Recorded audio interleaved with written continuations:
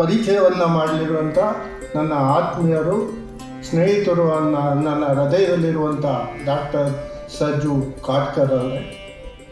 ಕಾವ್ಯದೀಪ ಸಂಕಲನವನ್ನು ಬಿಡುಗಡೆ ಮಾಡಲಿದ್ದಂಥ ಸರಳ ಸಜ್ಜನ ಮೂರ್ತಿಗಳು, ಪ್ರತಿಭಾವಂತರು, ನನ್ನ ಆತ್ಮೀಯರಾದಂಥ ಡಾಕ್ಟರ್ ಬಸವರಾಜ್ ಜಗಜಂಪಿ ಅವರು.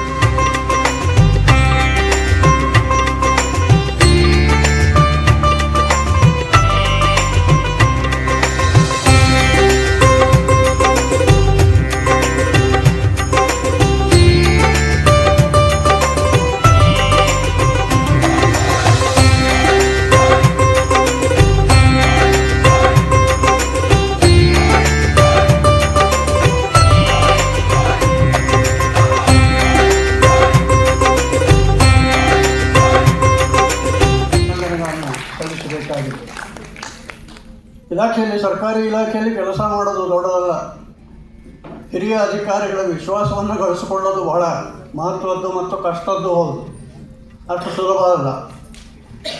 ಇವತ್ತು ಎಲ್ಲ ನಮ್ಮ ಹಿರಿಯ ಅಧಿಕಾರಿಗಳು ಇಲ್ಲಿ ಶಿಕ್ಷಣ ಇಲಾಖೆಯ ಇದ್ದು ನಿವೃತ್ತರಾದವರು ಬಂದಿದ್ದಾರೆ. ರಾಜೇಶ್ವರಿ ಹೆಗಡೆಯವರು ಏನನ್ನೇ ಬರೆಯಲಿ, ಕವನ ಬರೆಯಲಿ, ಏನೇ ಬರಲಿ, ಅದರ ಮೊದಲ ಓದುಗ ನಾನೇ. ಯಾಕಂದರೆ ಅವರು ಬರೆದದ್ದನ್ನು ನೇರವಾಗಿ ನನಗೆ ತಂದು ಕೊಡ್ತಾರೆ, ತಿದ್ದಿಸ್ಕೊತಾರೆ. ಅದು ಬೇಡ ಅಂತಂದರೆ ಒಪ್ಪಿಕೊಂಡು ಅದನ್ನು ತೆಗೆದುಹಾಕ್ತಾರೆ. ಆ ಒಂದು ಸೌಜನ್ಯ ಅವರಲ್ಲಿದೆ. ಬರೆಹಗಾರರಲ್ಲಿ ಇರಬೇಕಾದ್ದು ಅದು. ತಮ್ಮ ತಪ್ಪನ್ನು ತಿಳಿದುಕೊಂಡು ಅದನ್ನು ತಿದ್ದುಕೊಳ್ಬೇಕು. ವಿಮರ್ಶೆಯನ್ನೇ ಎದುರಿಸುವಂತಹ ಎದೆಗಾರಿಕೆ ಬೇಕು ಬರೆಹಗಾರರಿಗೆ. ಅವರೇನು ಬರೀತಾರೆ ಅನ್ನುವಂತಹ ಧೋರಣೆ ಸರಿಯಲ್ಲ. ಅವರು ಈಗಾಗಲೇ 3 ಕೃತಿಗಳನ್ನು ತಂದಿದ್ದಾರೆ. ಪ್ರತಿ ವರ್ಷ ಹೀಗೆ 2 ಕೃತಿ ತರಲಿ ಮತ್ತು ನಮಗೆ ಹುಗ್ಗಿ ಊಟ ಹಾಕಲಿ ಅಂತ ನಾನು ಅಪೇಕ್ಷೆ ಮಾಡ್ತೀನಿ. ನನಗೆ ಒಂದು ಘಟನೆ ನೆನಪಾಗ್ತದೆ. ಕೆಲವು ವರ್ಷಗಳ ಹಿಂದೆ ಗ್ರಂಥಾಲಯ ಇಲಾಖೆಗೆ ಒಬ್ಬರು ಮಿನಿಸ್ಟರ್ ಇದ್ದರು. ಯಾವುದೋ ಒಂದು ಸರ್ಕಾರ ಗ್ರಂಥಾಲಯ ಇಲಾಖೆಗೆ ಒಬ್ಬರು ಮಿನಿಸ್ಟ್ರು. ಅವರ ಆಯುಷ್ಯದಲ್ಲೇ ಒಂದು ಪುಸ್ತಕ ಓದಿರಲಿಲ್ಲ ಮತ್ತು ಪುಸ್ತಕ ಓದಲಿಕ್ಕೆ ಬರ್ತಾನೂ ಇರಲಿಲ್ಲ. ಹಾಗೆ ನಡೀತದೆ ನಮ್ಮ ದೇಶದೊಳಗೆ. ಸಚಿವರಾಗಲಿಕ್ಕಾಗಲಿ, ಶಾಸಕರಾಗಲಿಕ್ಕಾಗಲಿ, ಸಂಸ್ಥರಾಗಲಿಕ್ಕಲಿ ಯೋಗ್ಯತೆ ಬೇಕಂತೇನಿಲ್ಲ. ಶಿಕ್ಷಣ ಸಚಿವರಿಗೂ ಕನ್ನಡ ಸರಿಯಾಗಿ ಬರೆದಿದ್ದರೂ ನಡೀತದೆ. ಆದರೆ ಅಧಿಕಾರಿಗಳಿಗೆ ನಡೆಯೋದಿಲ್ಲ. ಶಿಕ್ಷಣ ಇಲಾಖೆಯಲ್ಲಿ ಇರುವಂತಹ ಅಧಿಕಾರಿಗಳು, ಈ ರಾಮಚಂದ್ರ ರಾಯರಂಥವರು, ನಾಯಕರಂಥವರು, ಇಂತಹ ಸುಸಂಸ್ಕೃತ ಸುಶಿಕ್ಷಿತ ಅಧಿಕಾರಿಗಳು ಶಿಕ್ಷಣ ಇಲಾಖೆಯ ಮೂಲ ಒಂದು ಆಧಾರ ಸ್ತಂಭವಾಗಿರ್ತಾರೆ. ಅಂತಹವರ ಒಂದು ಸಹವಾಸದಲ್ಲಿ ಅಥವಾ ಸ್ನೇಹದಲ್ಲಿ ಅಥವಾ ಆ ವಾತಾವರಣದಲ್ಲಿ ರಾಜೇಶ್ವರಿ ಹೆಗಡೆಯವರಲ್ಲಿ ಇದ್ದಂತಹ ಒಂದು ಕಾವ್ಯದ ಚೇತನ, ಅಂತಶ್ಚೇತನ ಏನಿದೆ ಅದು ಸಿಗಲಿಕ್ಕೆ ಅವಕಾಶ ಆಯಿತು ಅಂತ ನಾನು ಭಾವಿಸ್ತೇನೆ. ಅವರ ಕೃತಿಗಳ ಬಗ್ಗೆ ನಾನು ಹೆಚ್ಚು ಮಾತನಾಡೋದಿಲ್ಲ. ಆದರೆ ಅವರಲ್ಲಿ ಬರೆಯುವ ಶಕ್ತಿ ಇದೆ. ಆ ಬರೆಯುವ ಶಕ್ತಿಗೆ ಬೆಂಬಲವನ್ನು ಕೊಡಬೇಕಾದ್ದು ನಮ್ಮೆಲ್ಲರ ಕರ್ತವ್ಯ. ಇನ್ನೂ ಹೆಚ್ಚು ಅವರು ಬರೆಯಲಿ. ರಾಣಿ ಬಾಗವಾಡ ಮಠ ಅವರು ಸಹ ಅವರು ಈಗ ವೈಚಾರಿಕ ಲೇಖನಗಳ ಒಂದು ಸಂಕಲನವನ್ನು ತಂದಿದ್ದಾರೆ, ಬದುಕೆಂಬ ನಾಟಕ ಅನ್ನುವಂಥದ್ದು. ಇವರೆಲ್ಲರ ಒಂದು ಸಾಹಿತ್ಯ ಕೃಷಿಗೆ ನಾವೆಲ್ಲ ಬೆಂಬಲವನ್ನು ನೀಡೋಣ. ಅವರ ಸಾಹಿತ್ಯ ಇದೇ ರೀತಿ ವೃದ್ಧಿಯಾಗ್ತಾ ಹೋಗಲಿ. ಕೊನೆಯದಾಗಿ ನನಗೆ ಹಾಗೆ ನೆನಪಾಯಿತು ಸಡನ್ನಾಗಿ, ಜಿಂದತ್ ದೇಸಾಯಿ ಅವರು ಒಂದು ಹನಿಗವನ ಬರೆದಿದ್ದರು. ಅದನ್ನು ಓದಿ ಅದನ್ನು ಹೇಳಿ ನನ್ನ ಮಾತು ಮುಗಿಸ್ತೇನೆ. ನಮ್ಮ ಊರಲ್ಲಿರುವುದು 2 ಹೋಟೆಲ್ಲು. ಒಂದು ಕಾಲ್ರಾ ಕೆಫೆ, ಇನ್ನೊಂದು ವಾಂತಿ ವಿಲಾಸ. ನಮ್ಮೂರಲ್ಲಿರುವುದು 2 ಹೋಟೆಲು, ಒಂದು ಕಾಲ್ರಾ ಕೆಫೆ, ಇನ್ನೊಂದು ವಾಂತಿ ವಿಲಾಸ. ಅದರ ಎದುರಿಗಿರುವುದು ಸರ್ಕಾರಿ ಆಸ್ಪತ್ರೆ, ಅದರ ಪಕ್ಕದಲ್ಲಿರುವುದು ಸ್ಮಶಾನ. ಯಾವುದೋ ಆಯ್ಕೆ ನಿಮಗೆ ಬಿಟ್ಟಿದ್ದು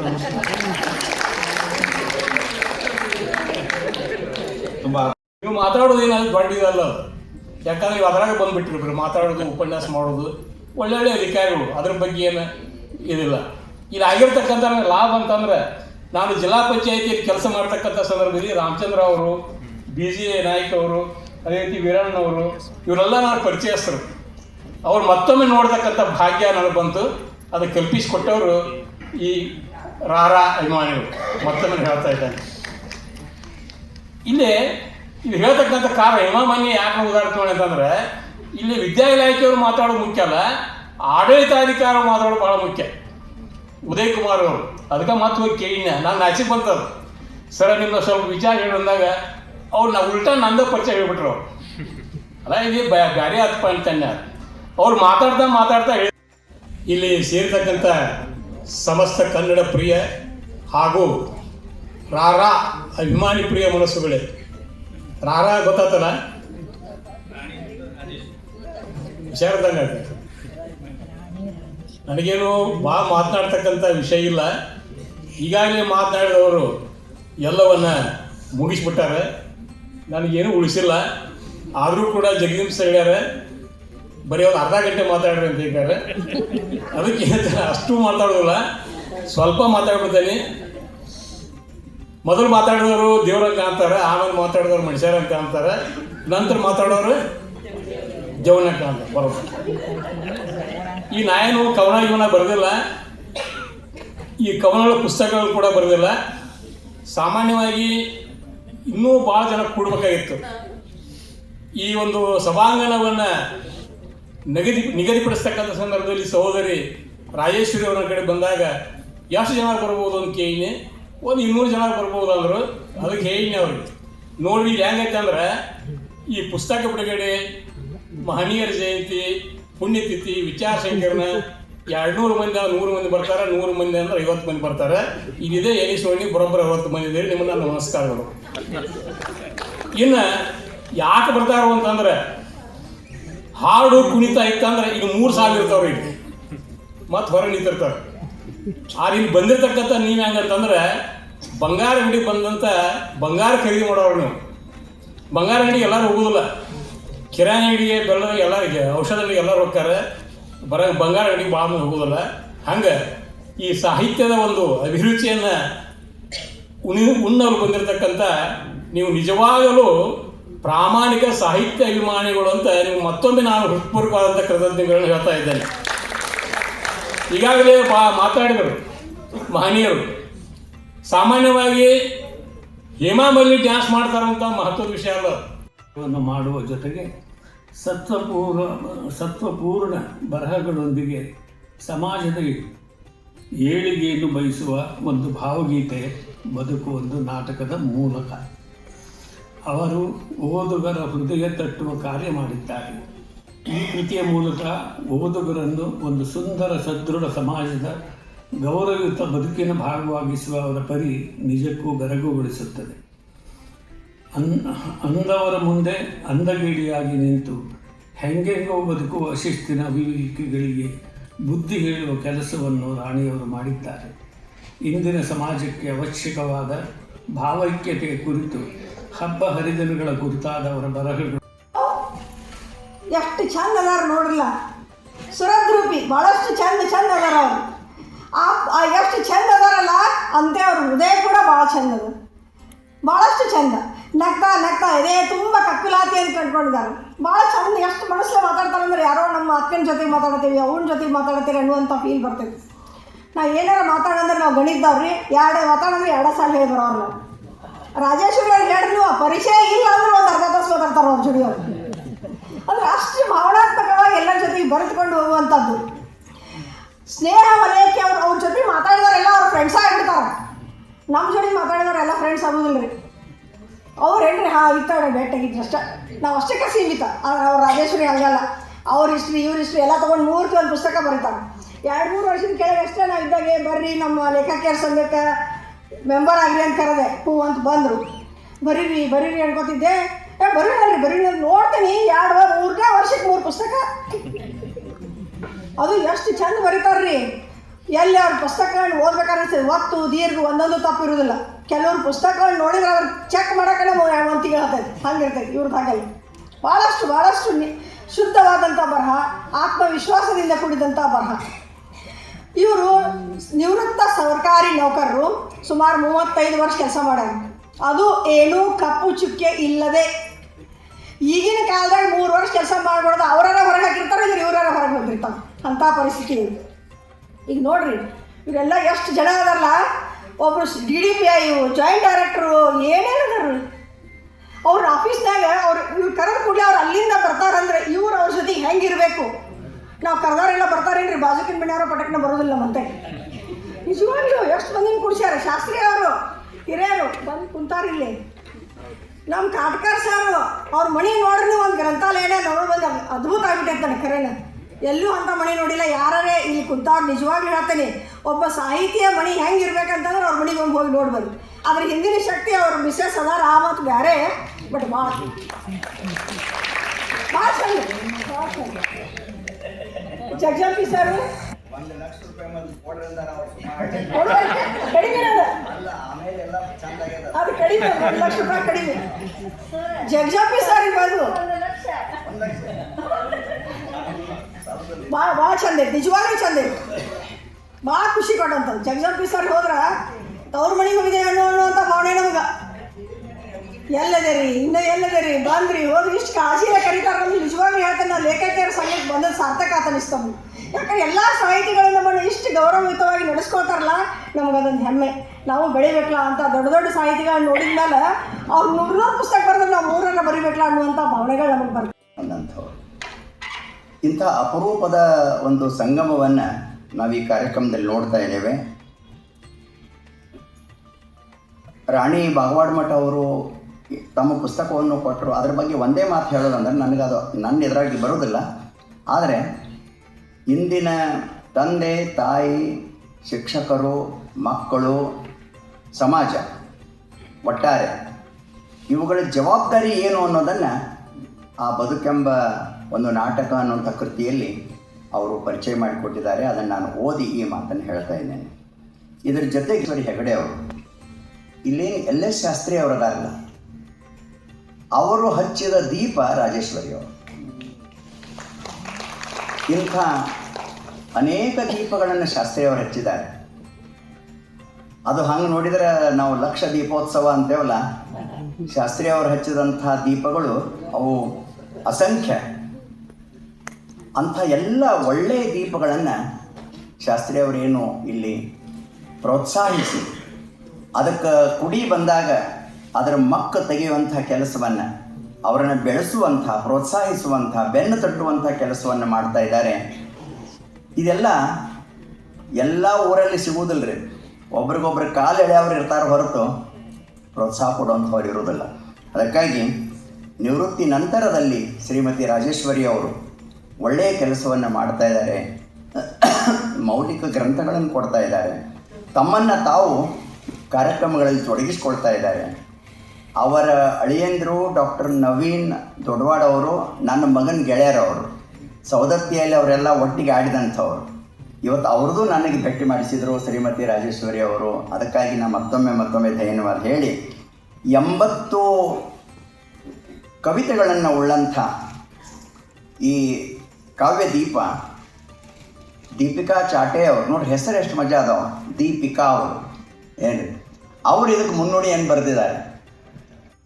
ಆ ಕವಿತೆಗಳಲ್ಲಿ ಮೊದಲ ಹೆಜ್ಜೆ ಇರೋದರಿಂದ ಅದರ ಆರಂಭನೇ ಅವರ ಮೊಮ್ಮಗಳು ಕಾಣ್ತದೆ.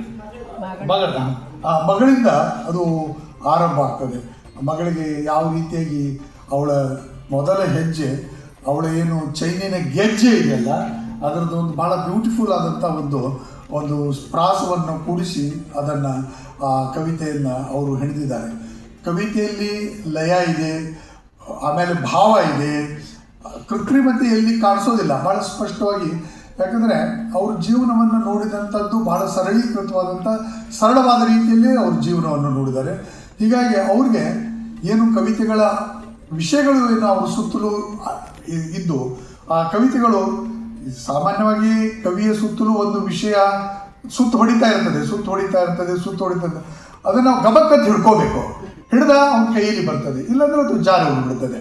ಇದು ಒಂದು ಉದಾಹರಣೆಯಾಗಿ ನಾನು ಕೊಡಬೇಕಂದ್ರೆ, ಈ ಭಾಳ ಹಿಂದೆ ಅದು ಡಾಕ್ಟರ್ ಯು ಆರ್ ಅನಂತಮೂರ್ತಿ ಅವರು ಹೇಳಿದಂಥ ಒಂದು ಘಟನೆ ಅದು. ಡಾಕ್ಟರ್ ಇಲ್ಲಿ ಅಪ್ರಸ್ತುತ ಆಗಲಿಕ್ಕಿಲ್ಲ ಅಂತ ಒಂದು ಭಾವನೆಯಿಂದ ನಾನು ಹೇಳ್ತಾ ಇದ್ದೆ. ಅಂದರೆ ಈ ಈ ಅವಕಾಶ ಅಥವಾ ಈ ಪ್ರತಿಭೆ ಯಾವ ರೀತಿಯಾಗಿ ಕೆಲಸ ಮಾಡ್ತದೆ ಲೇಖಕನಲ್ಲಿ ಅನ್ನೋದಕ್ಕೆ ಅದೊಂದು ಉದಾಹರಣೆಯಾಗಿ ಹೇಳಿದ್ರು. ಅವರು ಸಂಸ್ಕಾರವನ್ನು ಬರೆದರು. ಅನಂತಮೂರ್ತಿ ಅವರು ಸಂಸ್ಕಾರ ಭಾಳ ಸುಪ್ರಸಿದ್ಧವಾದಂಥ ಒಂದು ಕಾದಂಬರಿ, ಒಂದು ಫಿಲ್ಮ್ ಆಯಿತು. ನಮ್ಮ ಲೇಖಕಿಯರು ಎಲ್ಲಿವರೆಗೂ ಇಂಪ್ರೂವ್ ಮಾಡಿದರೆ ಅವರು ಇಂಗ್ಲೆಂಡಿನಲ್ಲಿ ಕೊಡುವಂತಹ ಅಂತಾರಾಷ್ಟ್ರೀಯ ಬೂಕರ್ ಪ್ರಶಸ್ತಿಯನ್ನು ಪಡೆಯುವಂಥ ಒಂದು ಕೆಲಸವನ್ನು ನಮ್ಮ ಲೇಖಕಿಯರು ಮಾಡಿದರು. ಅಂದರೆ ಅವರಲ್ಲಿ ಇದ್ದಂತಹ ಆ ಸತ್ವ ಏನಿದೆಲ್ಲ ಅವರು ನಿಮ್ಮ ಇದನ್ನು ಏನೋ ಜ್ಞಾನಪೀಠ ಪ್ರಶಸ್ತಿಗಿಂತ ಎಂದರೆ ಆಕಾಶ ಎಂದು ಅವರ ಸ್ಥೈರ್ಯವನ್ನು ಹೆಚ್ಚಿಸುತ್ತಾ ಅಕ್ಷರ ಕಲಿ ಎಂದು ಗುರುದುಂಬಿಸುತ್ತಲೇ ಇರುವ ರಾಜೇಶ್ವರಿ ಅವರ ಸಾಹಿತ್ಯಿಕ ಕೃಷಿ ಇನ್ನಷ್ಟು ಹುಲುಸಾಗಿ ಬೆಳೆಯಲಿ. ರೈತರಿಗೆ ಹೆಣ್ಣು ಕೊಡಿ, ಅವರ ಒಂದು ಕವನ ಇದೆ. ಈಗೆಲ್ಲ ಪರಿಸ್ಥಿತಿ ಗೊತ್ತೈತೆ ಅವರಿಗೆ. ರೈತರಿಗೆ ಹೆಣ್ಣು ಕೊಡಿ ಎಂದು ಅನ್ನುತ್ತಲೇ ಕೃಷಿಕರ ಹೃದಯಕ್ಕೆ ಇನ್ನಷ್ಟು ಬೇಕೆನ್ನ ಹೃದಯಕ್ಕೆ ರಾಮ ಎಂಬ ಭಾವ ಹುಟ್ಟಿಸುತ್ತಾರೆ.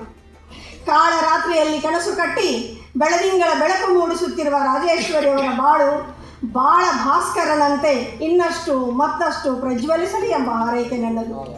ಈಗಾಗಲೇ ರಾಜೇಶ್ವರಿಯವರು ಸಾಹಿತ್ಯ ಕೃಷಿಯಲ್ಲಿ ಸಾಕಷ್ಟು ಕೃಷಿ ಮುಂದುವರಿಸಿ ಹಲವಾರು ರಾಜ್ಯ ಮಟ್ಟದ ರಾಷ್ಟ್ರೀಯ ಮಟ್ಟದ ಪ್ರಶಸ್ತಿ ಪಡೆದಿದ್ದಾರೆ.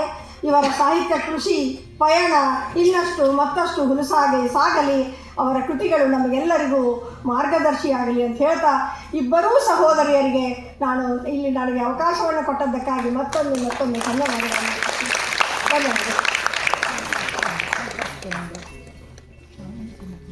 ಧನ್ಯವಾದಗಳು ಡಾಕ್ಟರ್ ಭಾರತಿ ಮಠದವರಿಗೆ. ಈಗ ಸೋನೋಳಿ ಮೇಡಮ್, ಅಂದುಕೊಂಡಿದ್ದೆಲ್ಲ ನಡೆಯೋದಿಲ್ಲ, ನಡೆದಿದ್ದೆಲ್ಲ ಸಂತೋಷ ಕೊಡ್ತದೆ ಅಂತ ಹೇಳಲಿಕ್ಕೂ ಬರೋದಿಲ್ಲ. ಬದುಕಿನ ಅನುಭವಗಳು ವ್ಯಕ್ತಿಯಿಂದ ವ್ಯಕ್ತಿಗೆ ವಿಭಿನ್ನವಾಗಿರ್ತವೆ. ಆದರೆ ಇಲ್ಲಿ ಯಾರಿಗೆ ಯಾರೂ ಅನಿವಾರ್ಯವೂ ಅಲ್ಲ. ಹಾಗಂತ ಎಲ್ಲರನ್ನೂ ಬಿಟ್ಟು ಒಬ್ಬಂಟಿಯಾಗಿ ಬದುಕೋದು ಸಹನೀಯವೂ ಅಲ್ಲ. ಈ ಒಂದು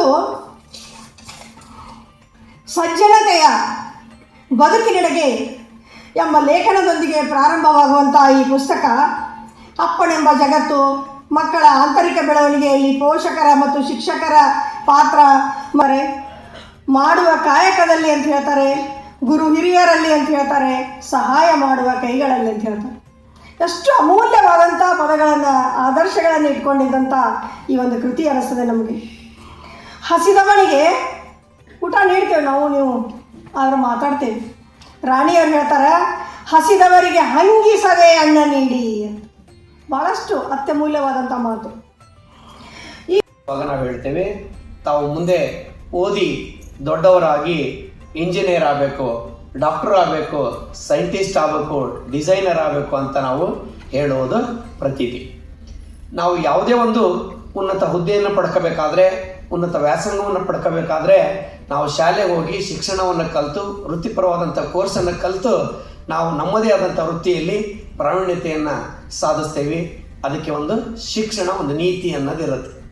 ಅದು ಕಲಿತಾಗ ನಮಗೆ ಬರ್ತದೆ. ನಂತರ ನಾವು ಕಾಂಪಿಟೇಟಿವ್ ಎಕ್ಸಾಮನ್ನು ಬರೆದು IAS, KS, IPS ಈಗಾಗಲೇ ನಮ್ಮ ಹಿರಿಯರೆಲ್ಲರೂ ಕೂಡ ಜಂಟಿ ನಿರ್ದೇಶಕರಾಗಿ ಕರ್ತವ್ಯ ನಿರ್ವಹಿಸಿದ್ದಾರೆ. ನಮಗೆ ಹೋಗಿ ಕೋರ್ಸ್ ಕಲಿತಾಗ ನಮ್ಗೆ ಆ ಒಂದು ಹುದ್ದೆ ಅಥವಾ ಎಕ್ಸಾಮ್ ಪಾಸ್ ಆದಾಗ ನಮ್ಗೆ ಆ ಒಂದು ಹುದ್ದೆ ಸಿಗ್ತದೆ. ಆದರೆ ಈ ಒಂದು ಸಾಹಿತ್ಯ ಲೋಕಕ್ಕೆ ಸಾಹಿತ್ಯ ಅನ್ನೋದು ಯಾವುದೋ ಒಂದು ಪುಸ್ತಕ ಓದೋದ್ರ ಮೇಲೆ ಅಥವಾ ಯಾವುದೋ ಒಂದು ಕೋರ್ಸ್ ಮಾಡೋದ್ರ ಮೇಲೆ ಬರಲ್ಲ. ಇದು ಬೈ ಬರ್ತ್ ಅಂತಾರಲ್ಲ, ತಾವು ಹುಟ್ಟಿನಿಂದಲೇ ಈ ಒಂದು ಸಂಸ್ಕೃತಿ ಅಥವಾ ಸಭ್ಯತೆ ಅಥವಾ ಪದಗಳ ಬಳಕೆ ಅಥವಾ ಒಂದು ಸಾಹಿತ್ಯ ಲೋಕದ ಭಂಡಾರವನ್ನು ಹೊತ್ಕೊಂಡ್ಬರೋದು ಇದು ಕಲ್ತಾಗ ಬರೋದಲ್ಲ, ಬರುತ್ತಾ. ಆದ್ರೆ ಅದರ ಜೊತೆಗೆ ಅವರ ಮೂಲನೇ ಬರಬೇಕಾಗ್ತದ. ಅಂದ್ರೆ ಅವ್ರಿಗೆ ಮೊದಲ ಬಳುವಳಿಯಾಗಿ ಅವರು ಬರ್ಬೇಕಾಗ್ತದ. ಈ ಗಾಡ್ ಗಿಫ್ಟ್ ಅನ್ನೋದು ಏನಿದೆಯಲ್ಲ, ಅದು ಎಲ್ಲರಿಗೂ ಕೂಡ ಸಿಗುವುದಿಲ್ಲ. ಭಾಳ ಕಡಿಮೆ ಜನರಿಗೆ ಈ ಒಂದು ಸಾಹಿತ್ಯ ಲೋಕದ ಅನುಭವ ಅಥವಾ ಒಂದು ಜ್ಞಾನ ಸಿಗ್ತದ. ಅವು ಎಲ್ಲ ಕೂಡ ರತ್ನ ಭಂಡಾರಗಳಾಗಿ ಹೊಮ್ತದ.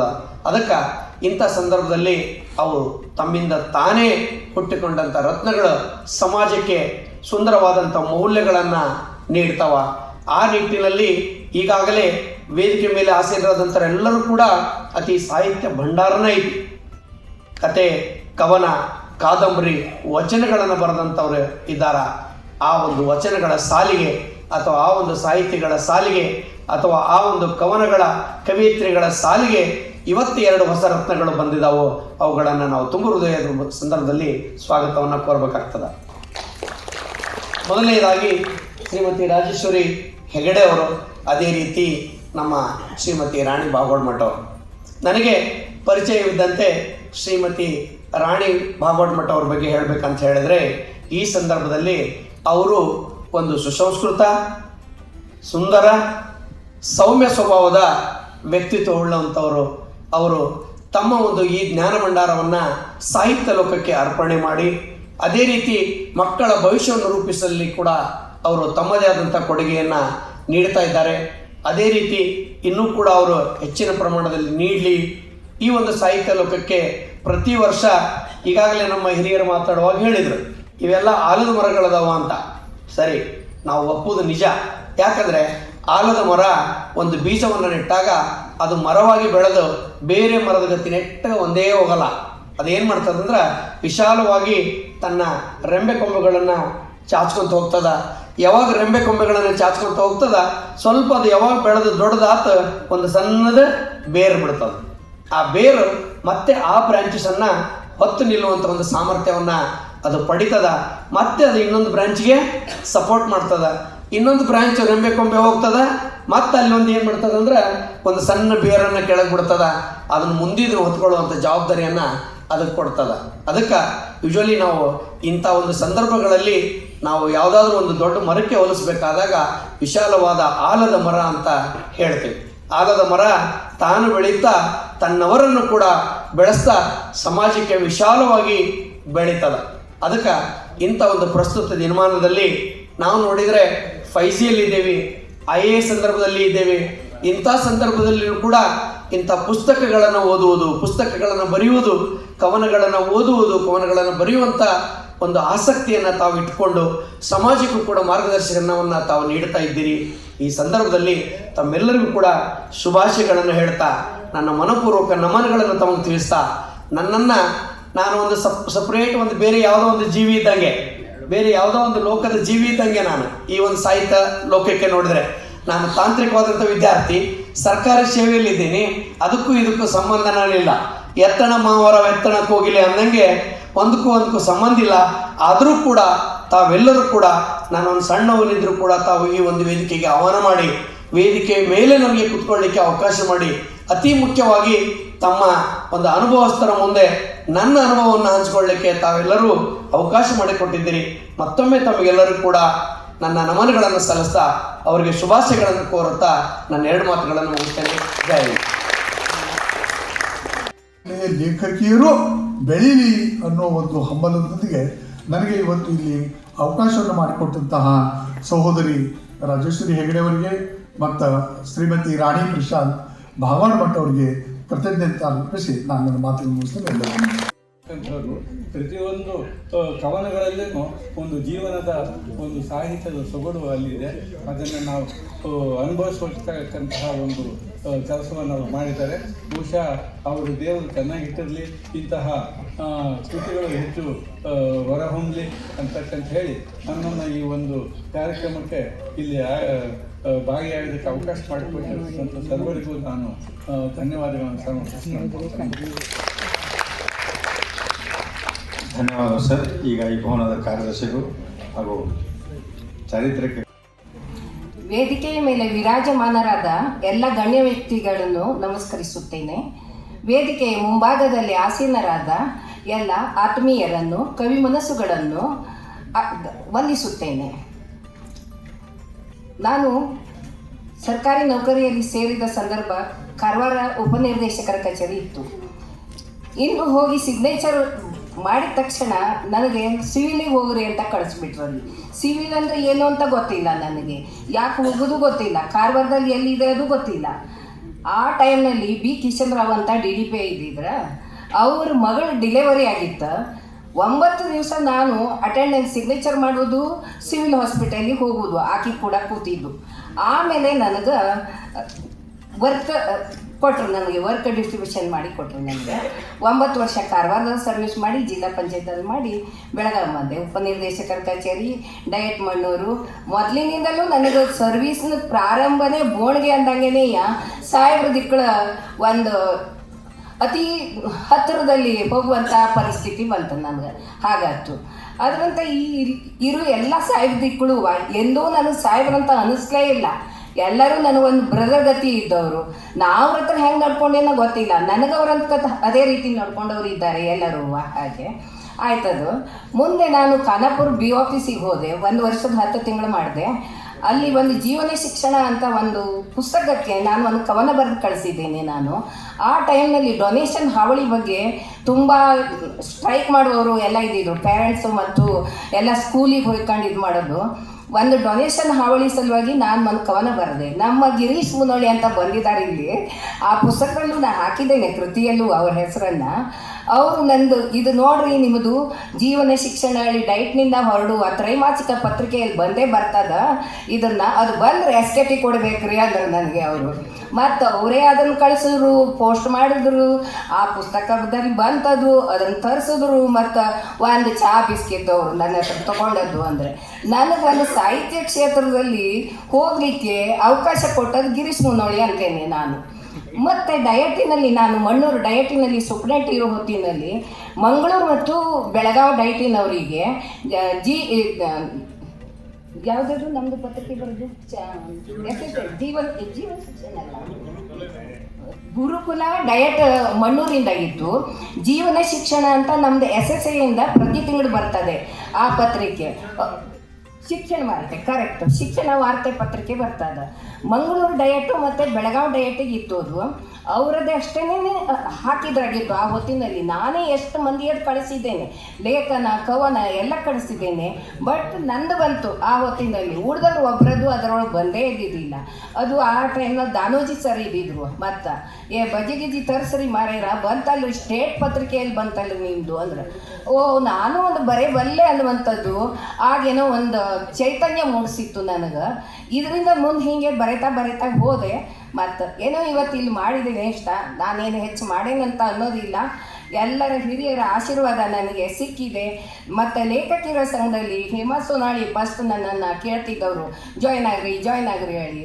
ಇವತ್ತು ನನ್ನನ್ನು ಕಸ ಇದ್ದದನ್ನು ರಸ ಮಾಡಿದವರು ನಮ್ಮ ಹಿರಿಯ ಗುರುಗಳಾದ ಶಾಸ್ತ್ರಿ ಸರು ಮತ್ತು ನಮ್ಮ ಲೇಖಕಿಯರ ಸಂಘ ಅಂತೇನೆ ನಾನು.